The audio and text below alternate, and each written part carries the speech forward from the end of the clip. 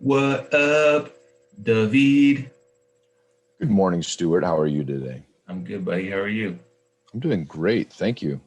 Excited about this book we're about to review for DoD Reads. Dude, this book was awesome because I think it really hits home, especially for you, because you're like a squirrel, and Hmm. I think you really need to read this book. And I know you did. Well, I did read the book. That's why we're doing a review on it today. So thank you for that. Great start. Great intro. Squirrels. I don't know if you've ever watched a documentary on them. Very Yeah. smart animals, very wily, very athletic. Oh, Um, really? They are, man. There's a documentary out. I recommend it to everybody. This is not a review of that little YouTube video, but it's pretty awesome. It's about squirrels. Anyhow, yeah, it's a NSA or NSA, a NASA engineer created a squirrel course, and it is really awesome. But this is not what we're here to talk about, We're Stu. not. Yeah, we're That not was a talking very about that. squirrel moment. We tried to multitask in that moment, and just really proved before even kicking off that it's impossible to focus on two things at once. It is. It really is. And like my wife probably says otherwise because she thinks she's like the best multitasker in the world. But we can get into that a little bit. But the book, the my background here is hiding it. This is interesting. It is The interesting. Myth of Multitasking by Dave Crenshaw. Um, and it's a short read. It's a quick read. It's a parable. I literally like couldn't put it down. I read it in like one morning, and it's really good. It's a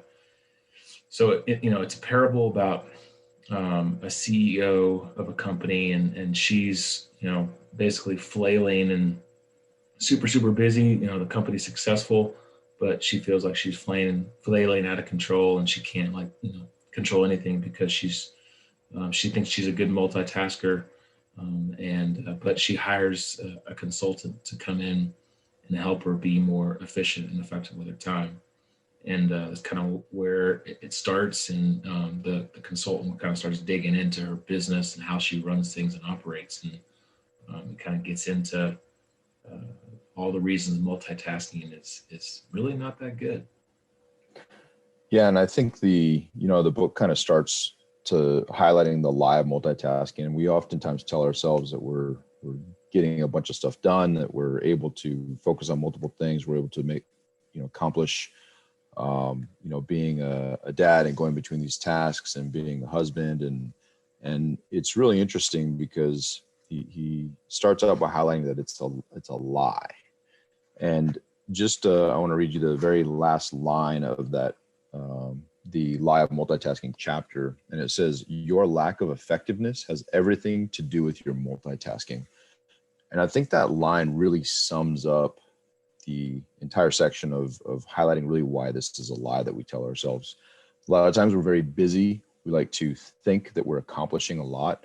But if you really take a true assessment of your day, and if you're a multitasker, and you take a true assessment of your day, I know I do this every day. And I actually, we've talked about this quite a bit, but I feel like I've failed every day because I've not accomplished the things that I want to accomplish, or the things that I did accomplish either took too much time or lacked my focus, or there's something detracting from the actual success of those tasks or those things that I wanted to set out to do.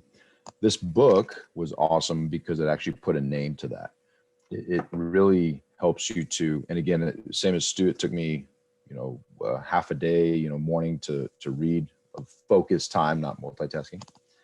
And it really gave me the words and the vocabulary to put towards why this is true. Yeah, no, it's awesome, man. I love the book is filled with little quotes and statistics and stuff like that. And there's some great quotes that I wrote down. I love this one. It's the definition of multitasking from the Urban Dictionary, urbandictionary.com. Yeah, And it says multitasking is a polite way of telling someone you haven't heard a word that they've said. yeah, that was good. I love it, man. And I've heard this one before. Like if you chase two rabbits, you won't catch either one. It's so true, man. Like if you like can't focus on one thing and if you're just trying to catch it all, like it's not going to happen. So it talks about like the real cost of what's really happening. And um, the author Dave Crenshaw calls it switch tasking.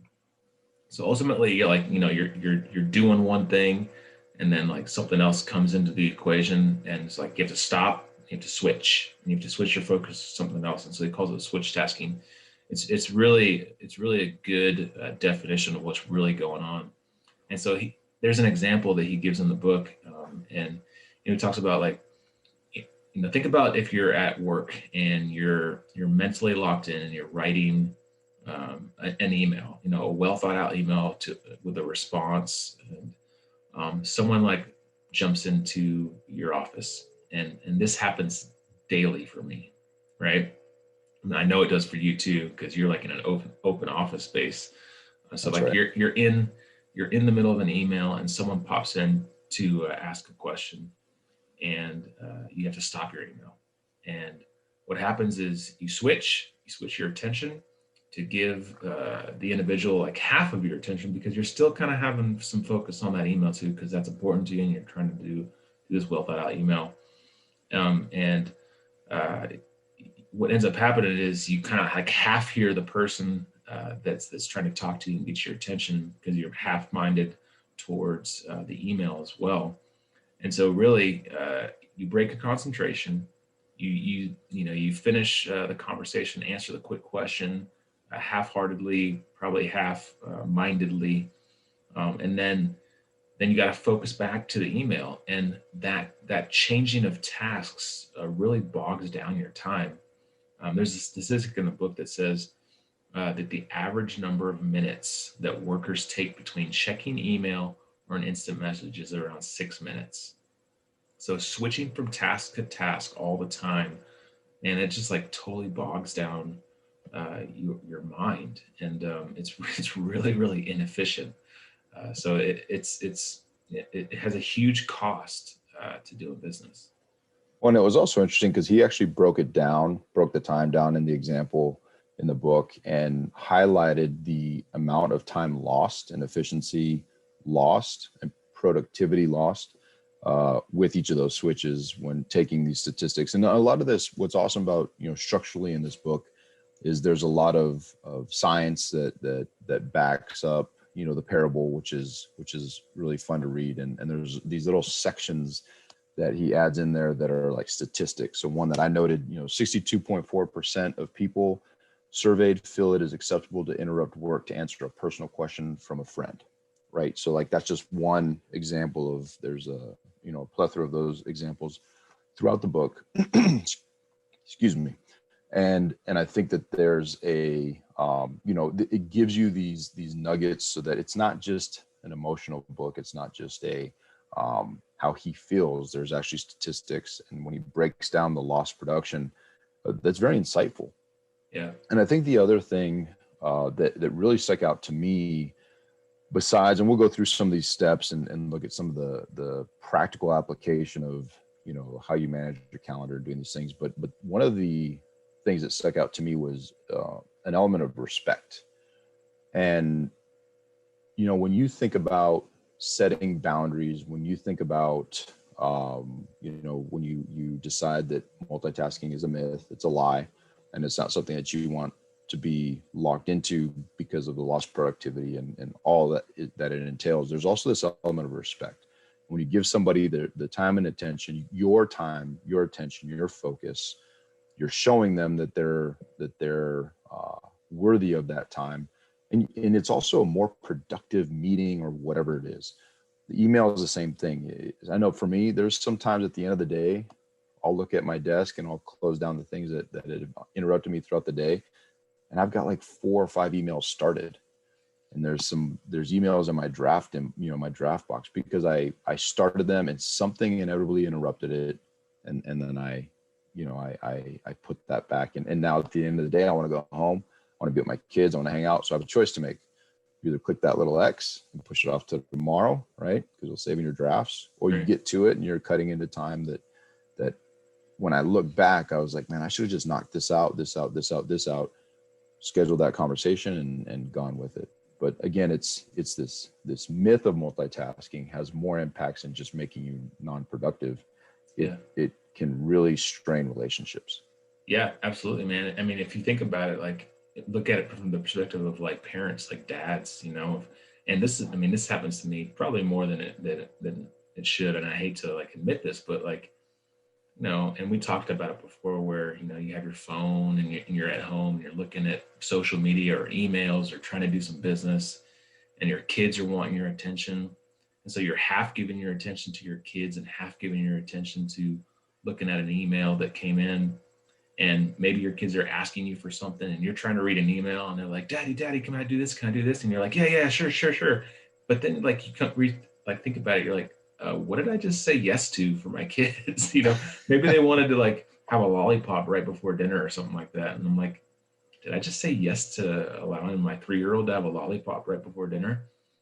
Because I was, half focused on this email that came in on my phone. So, I find myself quite often like that happening. You'll say yes to something, or you'll half say something to your kids that you don't really think about. And so it's that focus and it's that relationship. You're not really giving it the full attention that it needs. So super. I know, and they addressed this in the book too, but I don't know about you and your household, but I know, and this is not pejorative in any way, because, I do not envy my wife's schedule at the house. But I hear a lot, well, hey, women are better than multitaskers than men, and we can do more than you get. And actually the book, what's awesome is specifically addressed that myth as well. And I simply highlight it is because we think, a lot of us think, and it depends on the lies you tell yourself. We think that we can do all these different things well at once. And whether it's us in the military, well, I could do storehouse and I could do Navy and I could do this and I could have this conversation. I could do some mentoring. Is that true?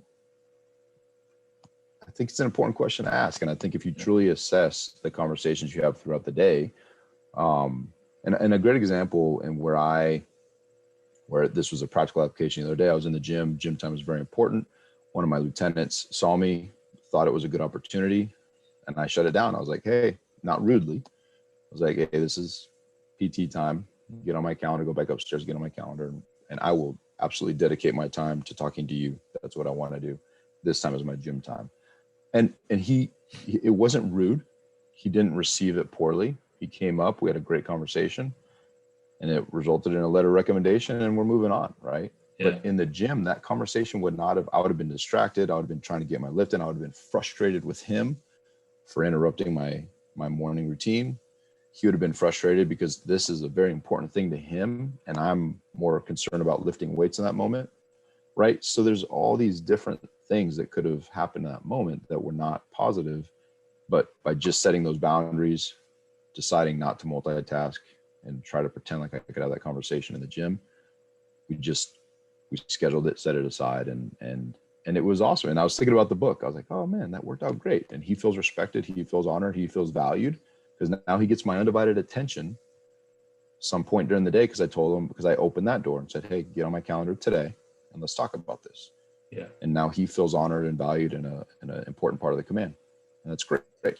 Yeah, man. That's a really good transition to kind of the last section of the book of talking about like, well, how do you change this? How do you change and fix, this continuous cycle of being interrupted and trying to multitask?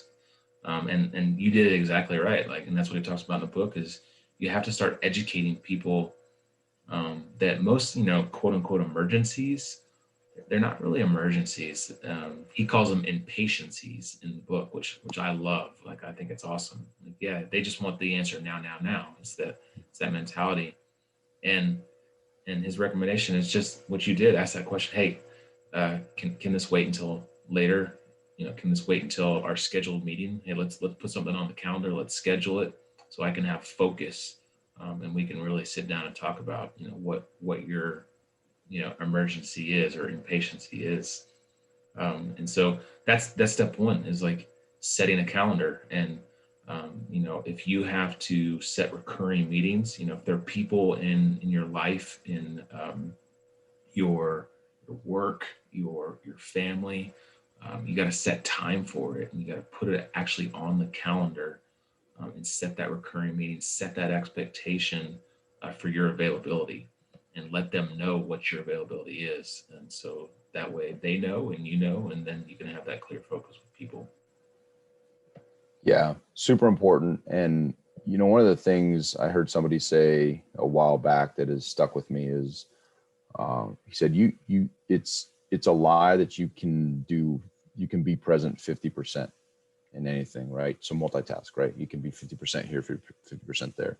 Said it's your day is broken down. If you do it the right way and you want to be truly effective, your day is broken down into increments of 100%.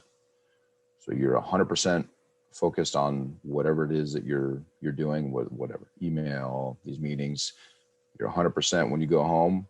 These are choices you have to make, but it's a myth to think that you're present if you're doing something 50%. So you're 100% dad, playing with your kids, put the phone away. Because even if you're looking at your phone, say it's an email, a business email, you and I know, like, we're trying to have a business conversation, but we're at home. I'm like, dude, how many times have I said, dude, I got to go. I'm being attacked. And whatever Yeah. you had just said for the last 5 minutes, I really don't know, because I'm just trying to stiff arm my kids and not blow an ACL. Right. So I'm trying to focus on being wily, and also I'm trying to focus on you. But I know when we hang up, I know that there's probably a sense of frustration on your part. And I know, and I've really tried to emotionally correct this, for like, when you're in the same situation, I'm like, dude, I get it. Right. Like, so I think we've gotten beyond the emotional part of it, because we have that mutual love and respect and understanding. But if that's an acquaintance or a potential investor or somebody that doesn't know you, they're going to be frustrated and be like, dude, okay, yeah, fine. You want to call me back? This is our scheduled time. Right. So I think it's really important to really highlight this. And then you and I, from this book, have now established a daily meeting. Yep. I used to try to do it on my drive in, your drive out, whatever it may be. And now we've got a daily meeting. We set that time, we honor it, we respect it. And that's where we truly do get frustrated with, like, when that time block gets, overtaken. Yeah. But that's the way it should be. Yeah, that's good, man. And we actually, like, create the time where we can, like, write things down, because just like you said, you were driving. I'm trying to get my morning routine done because we have the 2-hour time difference, and it never really is worthwhile. It's like, we can talk about stuff, but again, we're not writing it down. We're forgetting. We're not taking action on those steps that we need to take. And so it's way more effective when we have a set time on our calendar. We have, like, a talk list. We like set up an Excel spreadsheet with items that we need to discuss that day, with action steps after those items. And so, like, I feel that just that step for you and I in our business has been really helpful. Absolutely. Yeah. Let's So go over the steps real quick and highlight. For sure, man. So this kind of, the overarching steps of this process is, and that's what it is. It's a process. You got to build out this system and this process for both your personal life and your business life. And so, first step is really just recognizing that multitasking is a lie. Like, you have to understand that no human being is good at multitasking. And then, well, it's interesting too. They talk about computers as multitaskers, and really, when you break down into what a computer is doing, it's not multitasking; it's switch tasking at a rate that is so quick that it seems like it's instantaneous. And it's not. The processes of a computer to multitask and do these things, it's at such a high rate, and it's very similar for us, but we can't reset that quickly, right? Especially where people interaction and emotions are involved. And I think this step is critical. Yeah. I mean, I know what you're going to say. I'm pretty good at that. Like, nobody wants to hear that, because everybody knows it's not true. Like, you are lying to yourself. So step number 1, Stu, recognize multitasking is a lie. And there's a great exercise in the book. We won't go through it right now, but it shows you Yeah, that's how good. it walks you through an actual exercise of trying to multitask, and you can see the time it takes you to do multitasking or switch tasking versus just doing a focused task and accomplish the same end result. And it's like half the time when you don't switch task. It's pretty Yeah. awesome. Yeah, it's fun, man. Yeah. So then, and then understanding the difference, just understanding what the difference is with switch tasking. And there's this other thing he calls back tasking. And we won't get into it. I'd say go read the book, but just understand that difference between back tasking, switch tasking, and what that really looks like. And I think the Um, key there is, for me, was huge, is to have words that have definition to define what I'm doing. yeah. And once you can name the problem, then you can recognize it and address it. Before I read this book, I didn't necessarily have that framework to be able to address the things that I'm doing. Yeah.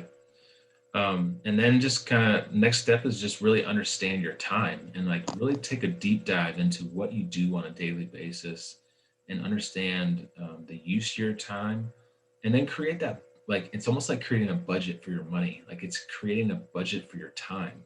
Like figure out what you do in a day and then budget for it and put time blocks on your calendar, on your schedule, put a realistic schedule together to where you can then be able to focus on things. Super important. Absolutely. And it's a practical step. And I think that's what's important about it. It's something that you can do right now. Yep. And then, if you do have people in your life where you need to give that full attention to on a daily basis, whether that's your family, you're creating family time when you're at home and you say, hey, I'm putting the phone away. This is my family time. I'm going to focus on this. Put that on your schedule those reoccurring appointments. If it's, if you're the commanding officer and you need to set a focus time with your triad, with your executive officer and your CMC, your command master chief, like set it on the calendar every single day and do that recurring appointment to where you can hash out everything, where you focused on the problems of your command at hand, and knock that out with those key individuals that you need to focus on. So schedule those regular recurring meetings. And I found it's effective to, I only certain people have access to adjust my calendar and see specifically what's on it, but you can make it public and it'll just show busy times. Yeah. And your folks, whether it's in your office or, if it's in your command, they will adjust to that calendar, and you keep referencing people to it. Hey, did you look at my calendar? That's one of the first things I ask when someone comes to the office. Did you look at my calendar? No. Okay. Well, I'm in the middle of a thing right now. So, come back, or so that I can give you, and it's how you frame it. It's how you verbalize it. So I can give you my undivided attention. I would like you to get on my calendar. Yeah. Yeah. And that's kind of the last step is you got to set those expectations. You got to create publicly, quote unquote, your store hours, like when you are available for people to talk to you about, what they want to talk to you about. And there's lots of different ways to do that. The calendar is great. In person, when you're telling people, hey, did you check my calendar? The other thing that I've seen from people is, and he talked about it in the book, is he used the reference of like a voicemail. Like if you call someone and they don't answer, and they on their voicemail they say, hey, thanks for calling. It's really important that I get back to you. Here are the hours that I check my voicemail and that I will plan on getting back to you. So they have an expectation of when they can expect for you to call them back. Same with email. Like I've seen people, and I've tried this. I failed at it, but I need to get better at it. But you can put on your email at the bottom, like, note, I check email at these times, and please expect for me to get back to you at 8 a.m., noon, or 4 p.m. Those are my times that I look at my email. And so you set that expectation, you create those store hours, and then the people that want to talk to you know. So I think that's a really good action step. No, I think it's great. I highly recommend this book, not only for me, things that are very important for me to be able to frame them, to define them. Maybe it's an English major thing, to have a thing, to be able to define it and then implement it. But it also has some very practical. The whole entire back section is different ways, different exercises that you can use and that you can implement to get beyond this myth of multitasking and the cost that it is inevitably charging to your calendar, to your emotions, to your relationships every single day. So highly recommend it. Dave Crenshaw, awesome book. We love it. Thank you for giving this to us, for making this available, and really being a life changer. Yeah, it's good stuff. I'm thankful because it really has opened up David's eyes so he can give more focus to me, because I need more focus on me. Yes, Stewart is needy. I don't know if Dave Crenshaw is going to write another book about how to deal with others' neediness, but I think that'd be a good book, and I think that'd be a great book for you, Stu. Yeah, thanks, man. All right, another great DoD reads book that we had the opportunity to review, and yeah, I think that's it. You got anything else? No, awesome. Right. Leaders are readers. Keep it up. That's right. Fist bumps and high fives. Oh, my hand's disappearing in the background. Go fill your storehouse. And what else do you say? Read more books. Oh yeah, read more books. Make it a great day. See ya. Yeah.